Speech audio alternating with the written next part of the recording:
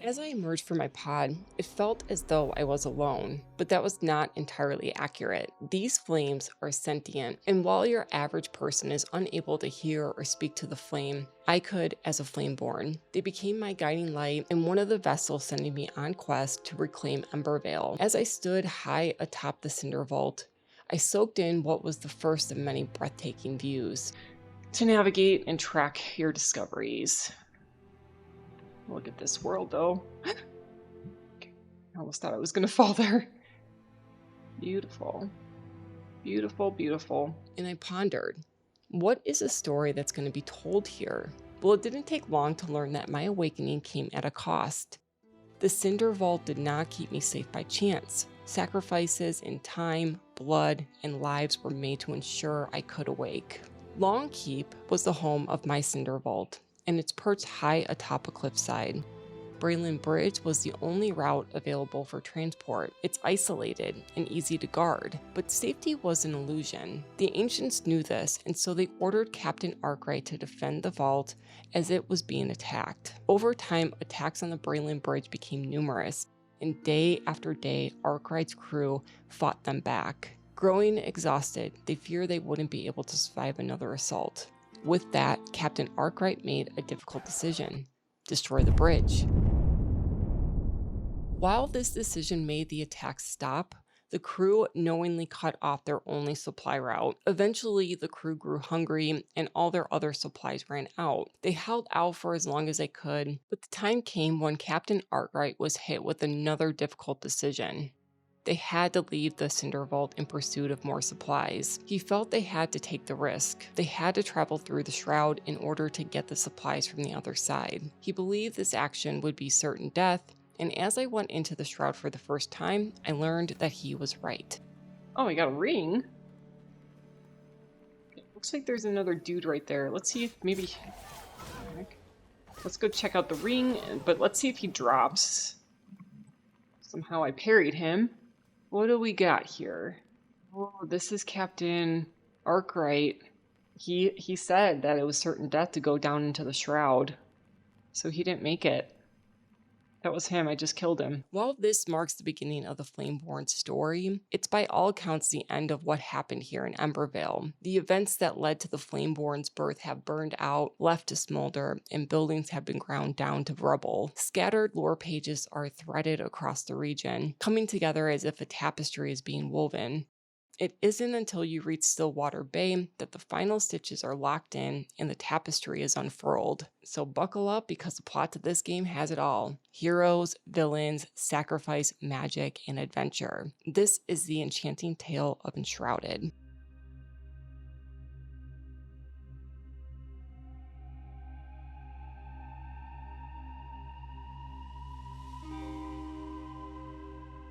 Before I get any further, this is a detailed lore video, and it may contain spoilers, so proceed with caution. Anyway, let's get into the kingdoms of Embervale. The Revel Woods is a region that consists of dense redwood forest, wild strawberries, and mining resources to up your game. In the golden age of Embervale, it was ruled over by one kingdom. Pikemeads Reach was the capital, and it stood proud as a city of high watchtowers, bustling markets, and warm exchanges between residents. The lore indicates that Anders, Elio, and Valerie once lived there. These are all humans that the Flameborn rescues as part of their pursuit to restore Embervale. I will get into that a little bit later. Its heart was in its ruler, Queen Pikemead. She was beloved by her people for her grace and wisdom. However, Queen Pikemead passed away a while ago, well before the mysterious wanderer came into the picture. She was buried at Mistbury Catacombs, a place I visited in the Springlands. Get ourselves healed up for the queen. We are ready. The Queen's Tomb. What is this? Pikemead's Bulwark. This has got to be better than what I got right now. So this is an 8 for a block. 2 and 7, yeah. Yeah, starting to look better. Turns away from me whenever I try to show off my shield. For reasons that are not really explained, upon Queen Pikemead's death, Embervale was split into 3 kingdoms. of which were led by her 3 children. King Gormander ruled over the western regions, Queen Jezmina ruled over the regions of the east, and then Lord Vorgoth ruled the north. Each ruler had their own style, one that will be reflected in the story later on in this video. But if I had to summarize, I'd say King Gormander was inept and self-serving, Queen Jezmina was compassionate and proactive, and Lord Vorgoth was egotistical and ran a propaganda machine. In time, their kingdoms collapsed in one way or another, but it all started with this guy. Everything changed when Lord Vorgoth agreed to meet with a mysterious wanderer, who mysteriously wandered into his court and claimed to have had a gift from beyond. Early in the morning, the mysterious wanderer drifted into Lord Vorgoth's throne room with the mist following him. He looked sickly. His skin was pale and tinted blue. His face lacked symmetry, like he had a stroke. But in his hand, he held a flask containing a blue liquid. Upon inquiry, the mysterious wanderer said that it was a weapon, not one made by mortal human hands, but by the ancients, a weapon the ancients wanted to keep from humans. Lord Vorgoth accepted the gift and gulped down the liquid. In an instant, he could feel the elixir as it raced through his veins, pulling behind his eyes, sharpening his thoughts, bending the world around him. As the ground fell away and his body rose, Lord Vorgoth hovered above his own throne. He was levitating. When his feet finally touched the floor once more, he turned to see the wanderer smiling. Lord Vorgoth's next ambition was simple: convince his siblings to drink the elixir and embrace its glory. That evening, Lord Vorgoth left his throne to attend the royal annual ball. King Gormander needed very little persuasion. A small drop of the elixir added to his wine was enough to win him over. Queen Jezmina, on the other hand, refused. You see, people from the Kindleways have a faith in the ancients, often praying to them or questioning them when everything around them has gone to shit. Queen Jezmina trusted their godlike wisdom and felt the ancients must have been keeping the elixir from them for a good reason. Lord Vorgoth and Queen Jezmina argued over this for quite some time, with it erupting with Lord Vorgoth giving Queen Jezmina a good slap, finally quieting her. In that moment, it was clear. Lord Vorgoth had a new god. I only trust the mist under the wanderer's hood, the twitch of his shadow, the gaping of his 100 mouths. This guy sounds ghoulish. Following the ball, the mysterious wanderer handed over blueprints to Lord Vorgoth so he may construct the elixir wells. An architect was present for the construction of the first few wells, and when the shroud started to rise up, Lord Vorgoth did ask about it. The architect looked away, avoiding eye contact. Since he couldn't lie, he didn't say anything at all. Before doubt could set in, the mysterious wanderer leaned to Lord Vorgoth's ear and whispered, "It's not something to be concerned about. In fact, we may welcome it." From there, the construction of the elixir wells began to spread, but this was not necessarily under royal decree. Even without Queen Jezmina's blessing, Lord Vorgoth planned to have a private contractor set up wells in the Kindleways. A curious string of lore pages found in the Kindleways may explain how this took place. In the enshrouded town of Lowtide, a distillery operation was established. An unnamed author describes receiving a shroud weaver. This is a staff owned by the mysterious wanderer. At first, the author was offended, interpreting the gift as an insult. However, he realized that this is the way of the mysterious wanderer. He doesn't give straightforward answers. He tests you and bends perception. The tone of this note feels as if this unnamed author is familiar with the mysterious wanderer's shenanigans. Perhaps this was not his first encounter with him. Just to the north of Brittle-Bush, you learn of a man that is later identified as Costner Myers, and he just sold just about everything for a map to find an oasis. Following his route, Costner is overtaken by sandstorms. His supplies are buried, lost beneath the dunes. When he believes he sees the oasis ahead, he abandons his camp and gives chase, leaving his supplies behind. Unfortunately, it's a mirage. Now dehydrated and on the brink of death, Costner recounts seeing a phantom or ghost drifting at the edge of his vision. Upon completing the quest, you go to a small pocket of shroud area just south of the ancient spires. in the Kindleways. There you receive randomized loot in the golden chest, but there's no obvious skeletal remains in the area, so you really don't have any answers. What became of Costner Myers? The answer may be just a little further south of that location. There you discover a now filled in elixir well with the lore page hidden inside. Costner Myers returns. He pursued property owners to purchase land in the Kindleways, eventually acquiring land of his own where this elixir well sits. This elixir well connects to low tide, just a couple hundred meters from where the mysterious wanderer rewarded that unknown person, the Shroud Weaver. We're through the looking glass here, people. In his final entry, he introduces the elixir to others, no longer a desperate wanderer, but a man with a purpose. While this story provides some unknowns, perhaps Costner Myers is the private contractor, there on Lord Vorgoth's behalf, guided by the mysterious wanderer. And if the mysterious wanderer is not truly human, then perhaps he persuades through visions, miracles, and gifts. Whatever is enough to nudge mortals into doing the work for him and spreading the shroud more efficiently. Thereafter, the mysterious wanderer was seen heading west just south of Jasper Isles until his trail runs cold in the enshrouded area between Fort Calvin and Lone Thistle. However, one account suggests he's likely headed for Glenwood's End. In every encounter, though, the pattern remains the same. The mysterious wanderer appears as a specter or a ghost, in a vision or in a dream, and to each person he visits, he leaves behind the same instruction. Dig. As elixir well construction started to gear up, other unintended consequences, aside from shroud exposure, began to creep in. The Eldermere Dam in the Kindleways dried up, and waters have receded, leaving the region in an extended drought. And then deep sinkhole started showing up.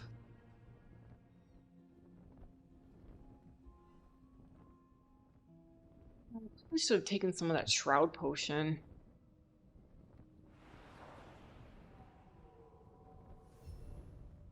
Maelstrom construction site. That looks like a whole lot of nothing. In deadly shroud. Why? What's over here? How did that happen?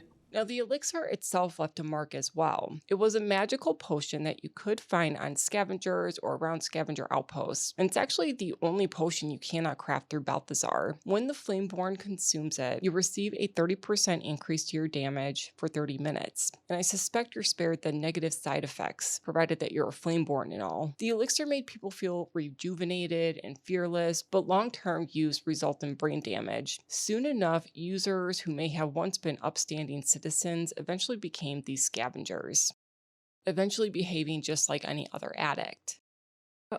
Also, I let Remy go. Sneaky Rat was lapping up the spilled elixir from the floor. Disgraceful.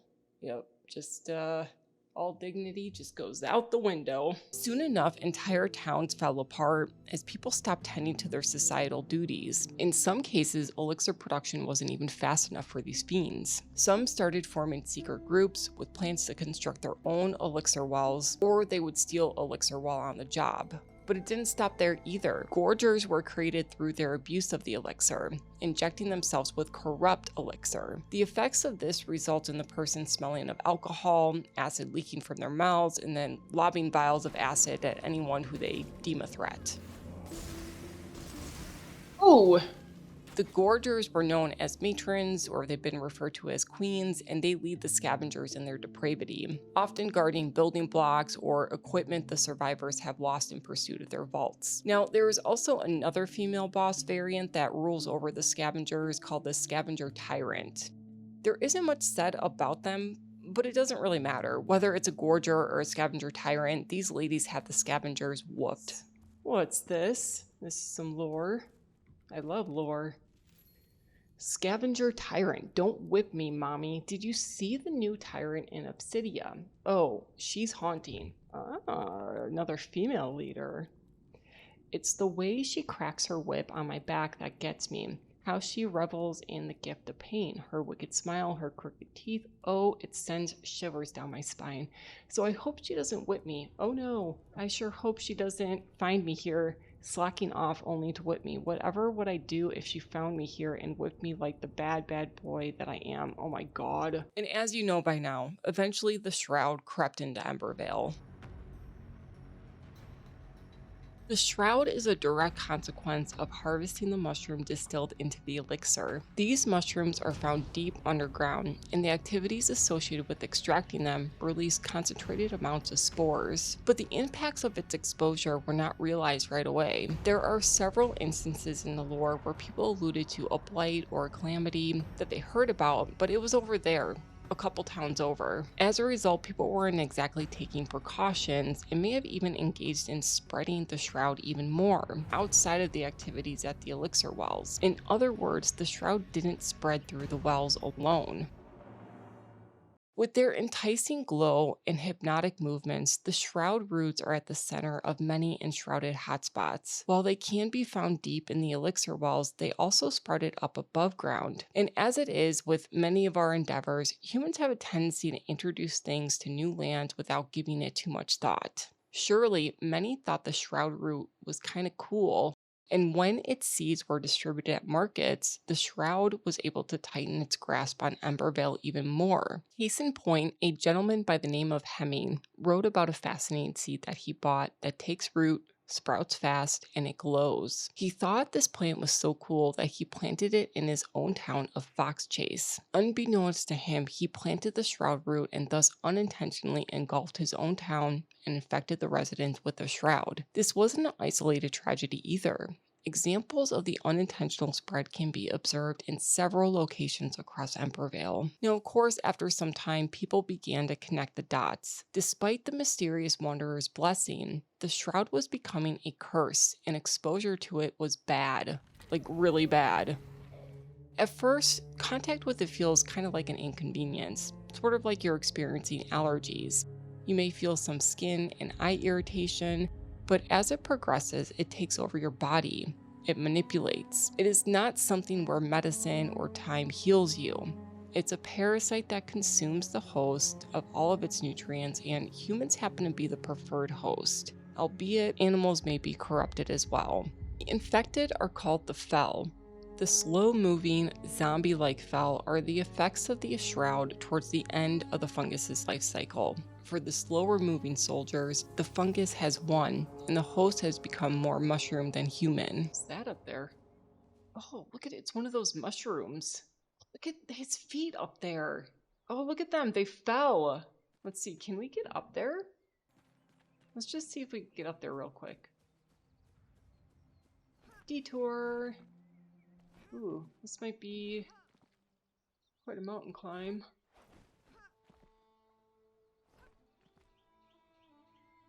Okay, so there's the mushroom dude. Oh, please, Heather. These rolling hills. Okay. I think everybody else retreated back to the shroud. That mushroom dude. This guy and the guy that fell. All that remains. Wait a minute. Why can't... Huh. I guess like after a certain period it just... Why can't I collect anything? But this at least shows that... Like, let's get rid of the HUD. It shows that they are just looking to turn into full-blown mushroom. Yeah, just like the... Look at how you could see the shadow of the mushroom. Oh, I'm having so much fun with this. This is so interesting to me. And that is the goal in the end. Turn the host into one of its own and spread. However, not all Fel are the shambling, half-aware husk I just mentioned. The slow-moving, zombie-like creatures are the infection in its most basic form. Pure and direct shroud exposure. But take someone infected by the shroud and then weave in a little bit of magic, well, you get something else. Dare I say something monstrous. As you reach the Snowman Highlands, Balthazar admits that his work is limited with the materials he has. He needed a cauldron, and he knew of someone who might have one. Ikora. Ikora was a bit of a recluse, but she made powerful potions out of her shop in Rattlebreak. The lore here revealed that Ikora had a bit of a mental break. Her shop, a place that once gave her solitude, had dragged her into a dark place with only an emptiness left within her. She was experimenting with shroud spores and brewing potions in her cauldron, but she found something fascinating. The spores didn't just corrupt, they recycled. They broke cells down and created a new cycle of energy and growth. Whatever was placed into the spore-laden fluid was destroyed and remade into something else. This was the only thing that seemed to fill the emptiness within her.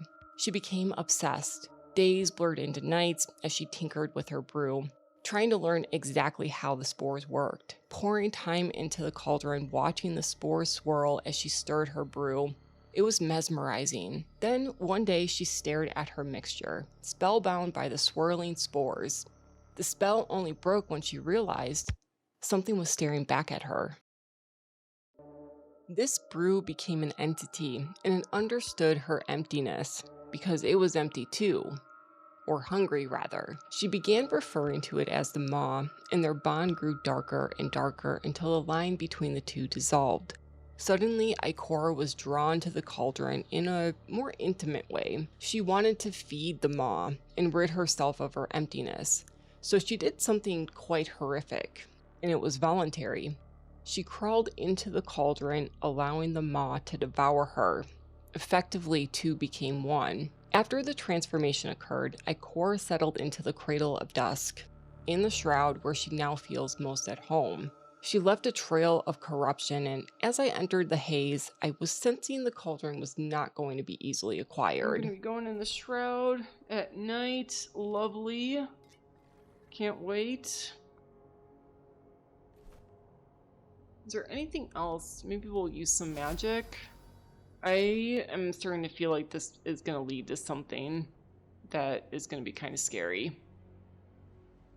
Whatever concoction Ikora made, it must not have stayed within Rattlebreak. It's possible this concoction was distributed at her shop before she turned into the monstrosity. But Balthazar also issued warnings urging people to avoid black market tinctures for shroud protection. It's a grim reminder that you never really know what you're going to get when taking unregulated substances. Ikora's story offers the most likely explanation for why some fowl look nothing like their natural form.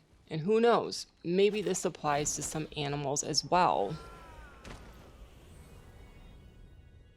And of course, we can't talk about animals becoming corrupted by the shroud without talking about the dragon. As the story goes, dragons have been long extinct, and they are a direct ancestor to the draconian and white-winged vultures. Lord Vorgoth marched into the Albanese summits, and at the top of the tallest peak, a sleeping dragon awoke. Lord Vorgoth took his axe and split the head of the mother dragon, leaving his axe between her eyes as she fell from the skies. However, the peak was a womb and held a dormant dragon egg. Eventually, one of the elixir wells in the summits released the shroud, corrupted the egg, and the dragon eventually rose from Howling Peak. The lore builds this boss fight up to epic proportions, with warnings, images of the dragon overshadowing entire valleys, and the ruins. Slaying it should have felt epic, like a victory only a few survivors are capable of achieving, but it honestly kind of fell flat.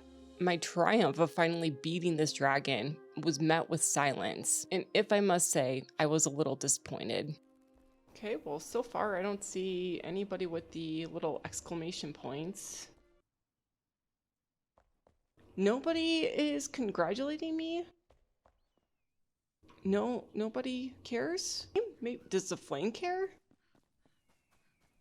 You're the one that gave me this quest. Let's see what the flame says. You don't seem to care either. Gosh, guys, that was like the biggest accomplishment of my Flameborn career, and you got nothing for me. Thus far, humans have been the focus of what transpired here. They were both the perpetrators and the victims of one of the most catastrophic events in Embervale's history. But Embervale is special because there is other sapient life in this world. So I want to pause for a second and introduce you to the beings that had to live through and adapt to the changing environment. These sapient beings have natural histories, cultures, and traditions, just like humans do. The ones that you hear about but never see, as of yet, are the ancients. At the beginning of the game, they are a bit of a mystery and largely unnamed, but they are integral to the lore. They have otherworldly powers, most of which are bound to the flame, and the flame is a force with unknown origins. But the ancients are rather protective of it, even punishing any of those that steal parts of the flame. And these are of course the Hallows, and they are completely separate from the Fel. The ancients typically banish the Hallows to the Hollow Halls, structures that are also of unknown origin. But since Embervale's fall, you may see them elsewhere in the world. The ancients have banished humans, dogs for some reason, and cyclopses. Now, cyclopses live in caves of the Albanese summits, and there isn't too much information about them besides that they may steal a goat or two from nearby goat farms, and they can also be infected by the shroud. But I digress. All around are remnants of ancient structures, which are easy to identify by their dark metallic material of which they are built. As part of 2 ongoing quests, the Flameborn is assigned to investigate the ancient spires and the obelisks. The ancient spires are these enormously tall buildings, you can't miss them. The spires are straightforward. They are teleporting towers that could only be used exclusively by the ancients. And now you, as the Flameborn, because you have a little bit of their spark. The obelisks aren't as cut and dry as the spires, but when the flame first speaks of them, it is said that they contain information about the world's fate. While some of the inscriptions are poetic and very much so up for interpretation, the obelisks in the Kindle Waste give us some answers and kind of demystify the ancients a bit more. There, it is said that there was a split due to the flame being tainted, because humans needed help from the flame to combat the effects of the shroud. After all, the obelisks state their unity was lost in the fog. Or the shroud rather. The Empyrean, or the older ancients, wanted to keep the flame pure, so they made the decision to wait this one out and rise. The younger ones wanted to help humans and get them through this tough time. This is also later confirmed more clearly in the obelisk, in the Albanese summits, and then from lore pages found by Lorraine Krim. Therefore, the younger ancients are the ones that form the union with humans, specifically with Queen Jezmina, to remedy the dark plague that has befell them. And I'll get into those details a little bit more later in this video. The union between the ancients and humans extended beyond the birth of the Flameborn. By the time the Flameborn emerges from the Cinder Vault, humans are pretty much non-existent. However, as the ancients were preparing the Cinder Vault for the Flameborn, Balthazar was figuring out a way to preserve humans in a similar manner. He conducted endless experiments to test the viability of human preservation. He started small with rats, had some failures, but eventually the pod reached equilibrium. And the survivors that are rescued at the beginning of the game are the humans who were preserved to rebuild society. They're essentially workbenches and send you on additional quests. The humans who were stowed away in the vault were not the only survivors one could resurrect. Of the people who succumbed during the collapse, some were pure, meaning they were untouched by the shroud and the elixir upon their death.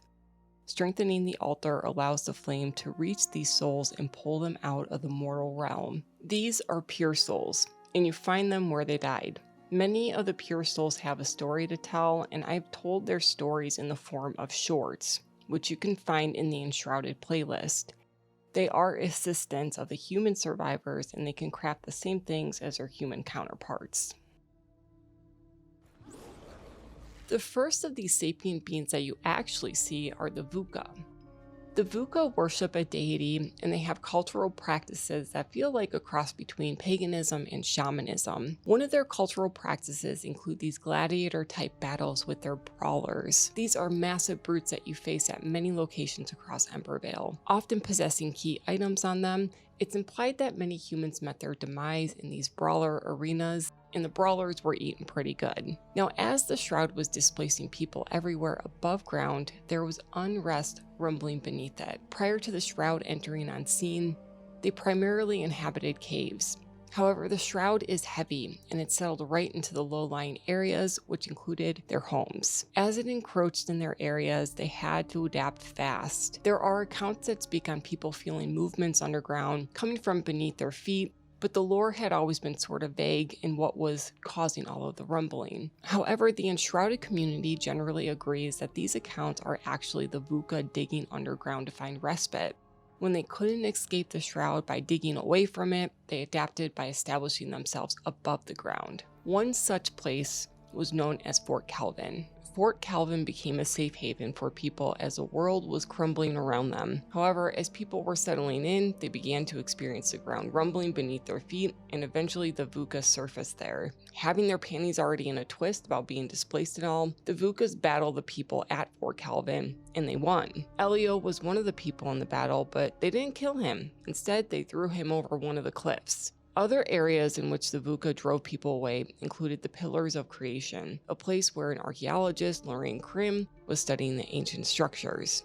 The drak are reptilian beings that are not witnessed until you reach the Vale Water Basin, near the end of the game, at least as far as early access goes. In this region, it is discovered that the drak recently returned to the Vale Water Basin, and they have always resented humans. Not because they unleashed the shroud, but because they were jealous of the extra attention they received from the ancients. There are 4 races within the drak species, and as of current, the drak doll are the only race we see in the game. They all have different gods, but they follow one belief. The one belief is they believe in the broodmother who gives life, and they all go to the afterlife, which is called the Ark Morgul. They believe the ancients are messengers for their gods, and therein lies the reason for their resentment towards humans. They see that the ancients have a different relationship with humans, and they have always yearned to have what humans had. Due to this jealousy, the drak tried to wipe out humans, attacking them at any opportunity. But humans exiled them to an archipelago out at sea. There they waited for some time, plotting their revenge. So when the drak saw the islands rise, they took that as a sign that the ancients had turned their back on the people, and the rest is history.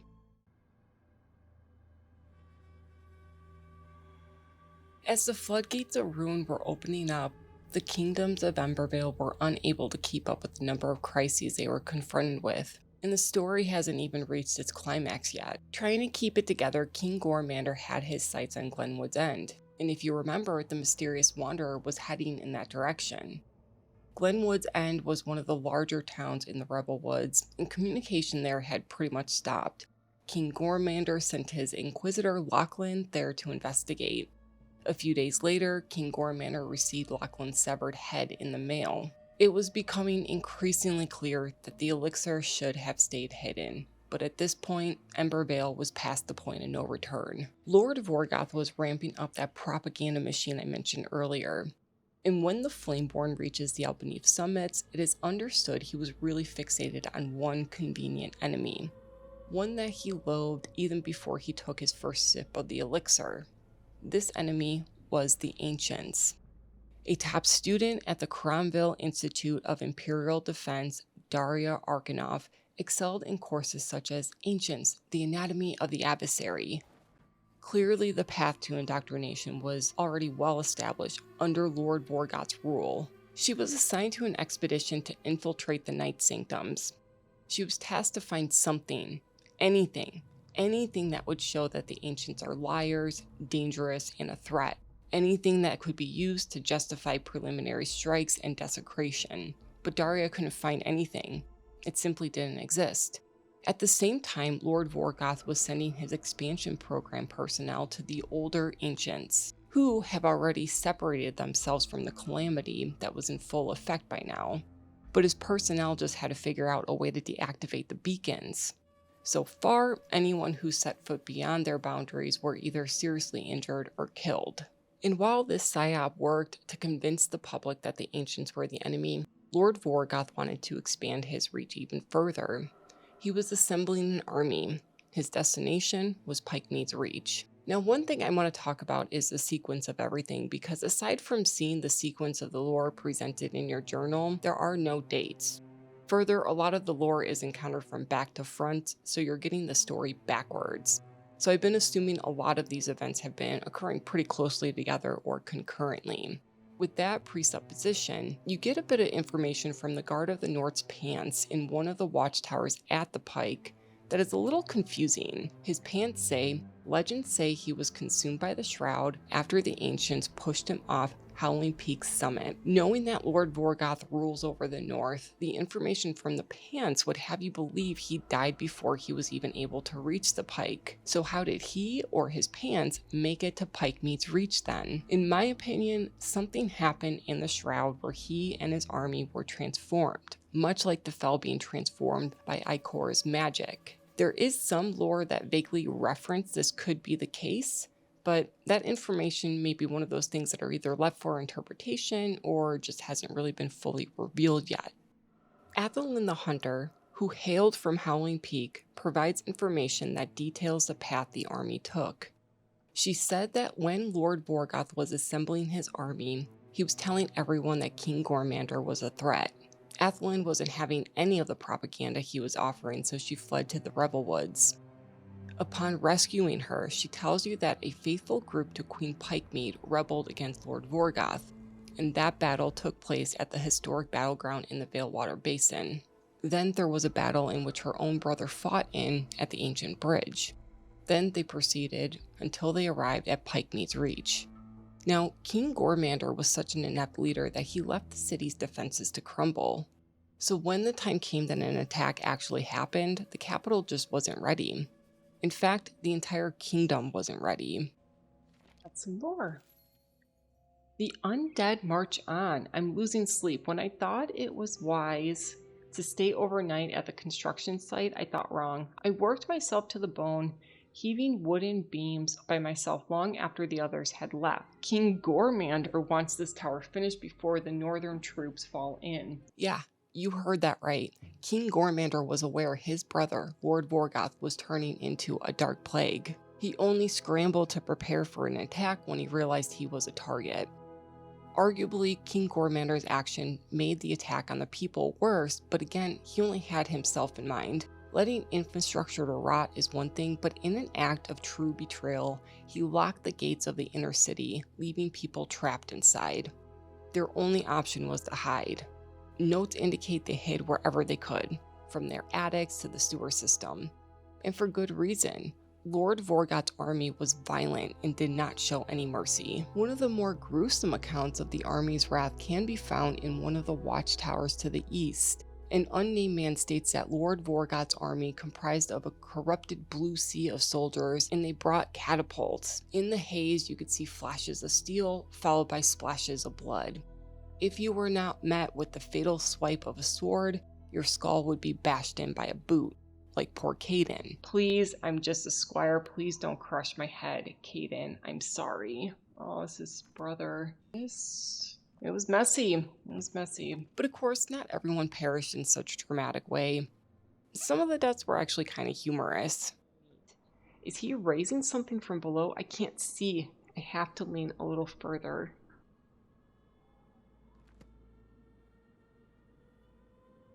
Oh, he fell out.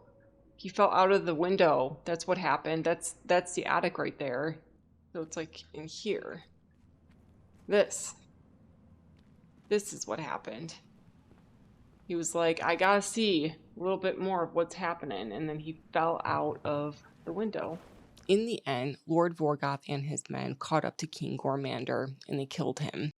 After this battle, Lord Vorgoth does not pursue his sister in the Kindle Waste, something you'd think would be next on his agenda. Instead, I think he backtracked, making a stop at Stillwater Bay, and I'll circle back to that in just a bit. Back in the Kindle Waste, Queen Jezmina was dealing with an extended drought that occurred abruptly. Emily, the farmer, reached Brittlebush a long time ago with her family. She recounts that the lands there were fertile, and it's where she nurtured her green thumb. As the years went on, she eventually grew bored of farming and wanted to open up a tavern to serve people with the food that her family grew. As the drought parched the ground and the sun scorched the plants, she logged in her journal that she was no longer receiving customers, only those in need. With survival becoming increasingly a challenge, Queen Jezmina knew it was time to leave the Kindlewaits in pursuit of greener pastures. She rallied her people with the assistance of the younger ancients, packed up a caravan, and planned for Long Keep. This caravan traveled for some time together, but while in the Nomad Highlands, the caravan split into two groups, the northern and the southern caravans. While the reasons for the split aren't clearly explained, it was likely an attempt to rescue more people. The northern caravan was being led by Commander Cyrus, who planned to head towards Pikemeads Reach. They were aware of the attack on the capital at this point, and again, they were likely going there to look for more survivors. As they approached the capital, smoke still lingered. This caught Commander Cyrus off guard because at this point the attack on the capital was a while ago. But unbeknownst to them, murmurs of another calamity had been circulating around the area, one that was slithering in the background prior to the attack. Several people put pressure on leaders to investigate, and warnings were issued for the sake of public safety. And while these concerns were addressed to some capacity, many people waved them away. To them, this concern was nothing more than a tall tale. White Winds was once a small town settled near a tributary that connected to the lake system up north, but now it was engulfed in the shroud. A humble villager there wrote about strange movements beneath the sea, serpentine wisps they call them, gliding and shimmering faintly under the water's surface. Few believed his story at the time, but one such believer was actually the blacksmith. Usually quick to dismiss such tales, he didn't believe them until his daughter saw one. Soon enough, rumors of the wisp were stirring below Embervale shores. The villagers of White Wind thought the wisp were omens of good fortune, thinking the blight of the elixir addiction would soon end. But where the tales of the wisp brought optimism to the residents of White Wind, the residents of Pikemeads Reach were fearful. Stories got so much attention at the capital that warnings were placed at Skimmer's Cove, warnings to enter at your own risk. This was where it was believed the wisps were coming from. Leaders generally denied their existence, but as you reach King Gormander's tower, you learn the tales were true. As you, the Flameborn, approach King Gormander's tower, you face the same wispwyvern that was responsible for the still smoldering ruins. Upon defeating it, Commander Cyrus's ring is found in the maw. There is no other lore about the rest of the crew further west, and they never rejoin with the Queen. It is implied the northern caravan never left the capital.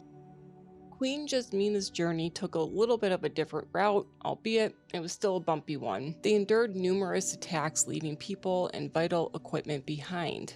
Equipment the Flameborn later obtains through a couple different quests. But after each attack, the remaining survivors carried on, and without knowing that you were often reading the stories from back to front, you may have even thought the Queen met her demise in a brawler arena. But eventually they do make it to Long Keep, where the Flameborn is created and then placed in the Cinder Vault. Thereafter, the Queen and the Ancients begin to call the humans to stow them away in vaults as well. Despite the Ancients being godlike, even they couldn't be everywhere all at once. So they had to come up with a way to call to these people and send them to their Cinder Vaults locally. And this process couldn't call to just anyone. The people had to be worthy. So on a clear night, the Ancients used their otherworldly powers and performed a ceremony that created a vessel, a way in which the worthy survivors could be signaled to safety. This involved the Ancients stretching out their arms and speaking in tongue to the night sky. A cluster of stars then vibrated and became brighter and brighter. Twitching and twinkling, it looked as though the stars cracked the firmament into 1,000 pieces. Falling to the surface, the stars then turned into these sentient lights, and their task was to seek out those who were worthy and lead them to their vaults. There they waited until they were rescued by the Flameborn. The blacksmith is the first survivor you rescue,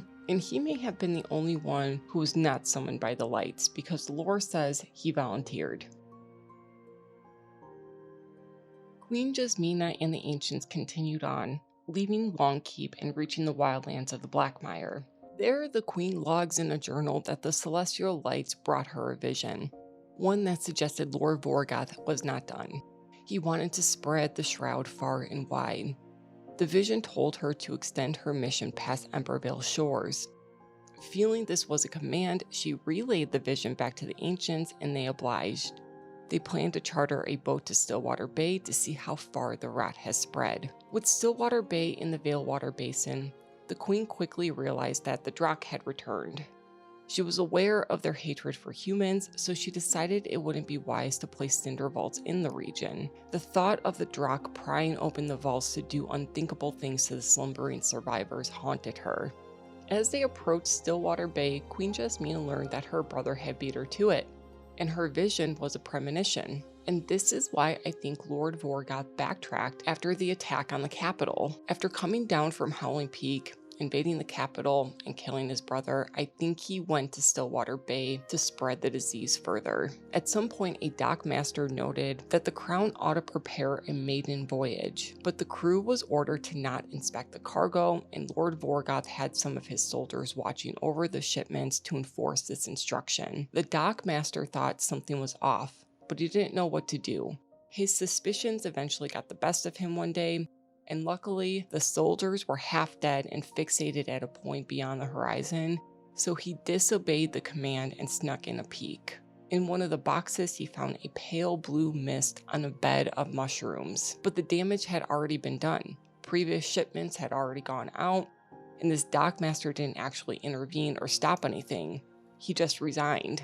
And as it turns out, some of Lord Vorgoth's cargo washed up on the shores of the archipelago the drak had been banished to. These were washing up just as the islands were rising. So once again, the drak took this as another sign that if they return, the ancients may like them more than the humans now. Their return was documented by a lighthouse keeper who was keeping watch in a lighthouse to the west of Stillwater Bay, right at the edge of the deadly shroud, which is supposed to be the ocean.